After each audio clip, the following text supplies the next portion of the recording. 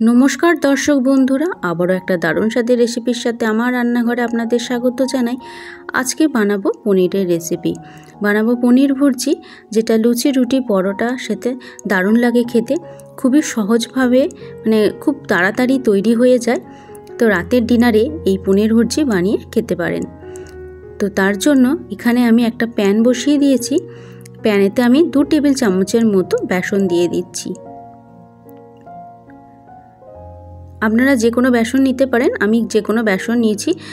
এটা ছোলার বেসন বা মটর ডালের বেসনের কোনো ব্যাপার নেই, যে কোনো বেসন এটা নিতে পারেন। তো বেসনটার কালারটা যতক্ষণ চেঞ্জ হচ্ছে ততক্ষণ এটাকে ভেজে নেব। তো বেসনের কালারটা চেঞ্জ হয়ে গেছে, এটাকে এবার নামিয়ে নেব। গ্যাসটাকে বন্ধ করে দিচ্ছি, দিয়ে এবার এটাকে নামিয়ে নেব। এবার নিয়ে নিয়েছি 4 টেবিল চামচের মতো টক দই। এই টক দইটাতে এবার এই যে ভাজা বেসনটা ছিল সেটা এবার দিয়ে দেবো। এটা দিয়ে এবার কিছু মশলা দেবো। প্রথমে দেবো আমি এখানে কেশরি মেথি 1 টেবিল চামচের মতো, তারপর দেবো লাল কাশ্মীরি লঙ্কার গুঁড়ো 1 টেবিল চামচের মতো, দেবো পাও ভাজি মশলা 1 টেবিল চামচের মতো, দেবো হলুদ গুঁড়ো 1/2 টেবিল চামচের মতো, আর দেবো নুন অল্প পরিমাণে। এবার ভালো করে এই মিশ্রণটাকে মিশিয়ে নেব। অল্প অল্প জল দিয়ে একটা ব্যাটার রেডি করে নেব। অল্প পরিমাণে জল দিয়ে দিলাম, দিয়ে এটাকে ব্যাটার রেডি করে নিচ্ছি।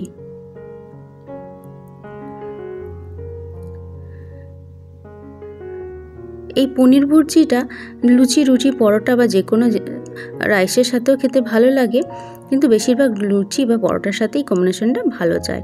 তো একটা কড়া বসিয়ে দিয়েছি, কড়াইতে দিয়ে দেবো সাদা তেল। এখানে 4 টেবিল চামচের মতো সাদা তেল দিয়ে দিলাম। আর কেটে নিয়েছি কিছু ভেজিটেবলস, নিয়েছি পেঁয়াজ, টমেটো আর ক্যাপসিকাম। আপনারা নিরামিষভাবে করলে তো পেঁয়াজটা স্কিপ করতে পারেন, তো আমি এখানে পেঁয়াজটা দিয়েই করব। পেঁয়াজটা প্রথমে দিয়ে দিলাম, কেন পেঁয়াজটা হতে একটু টাইম লাগে। পেঁয়াজটা প্রথমে ভালো করে ভেজে নেব। যতক্ষণ না এর কালারটা চেঞ্জ হয় ততক্ষণ এইভাবে এটাকে নাড়তে থাকবো। কিছুক্ষণ পর এর কালারটা চেঞ্জ হয়ে গেছে দেখুন। এরপরে দিয়ে দেবো টমেটোটা।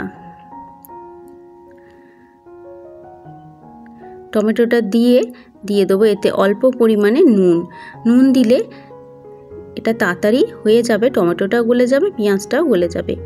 তো অল্প পরিমাণে নুন দিয়ে দিলাম, দিয়ে এবার এটাকে কিছুক্ষণ নেড়ে নেব। এটা নাড়তে নাড়তে যখন এর কালারটা একটু চেঞ্জ হয়ে যাবে, এর কালারটা চেঞ্জ হয়ে গেছে, তখন এখানে এবার ক্যাপসিকামটা আমি দিয়ে দেবো। ক্যাপসিকামটা দিয়ে ভালো করে ভেজে নেব।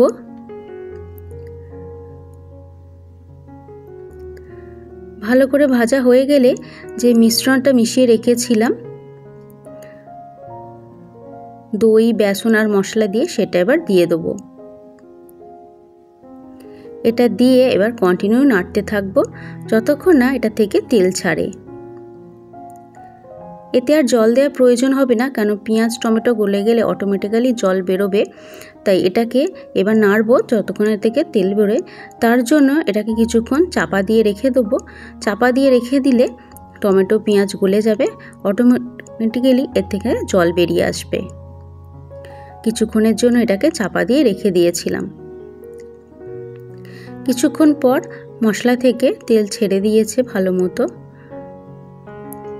এই যে উপরে উপরে তেল ভেসে উঠেছে, মানে মশলাটা ভালো মতো কষানো হয়ে গেছে।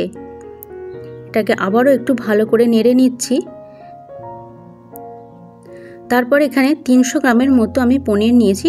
পনিরটাকে আমি হাতের সাহায্যে একটু ভেঙে নিয়েছি, সেই পনিরটা আমি দিয়ে দেবো। আপনারা চাইলে এখানে ছানাও দিয়ে দিতে পারেন। পনিরটা দিয়ে এবার ভালো করে মিশিয়ে নেব।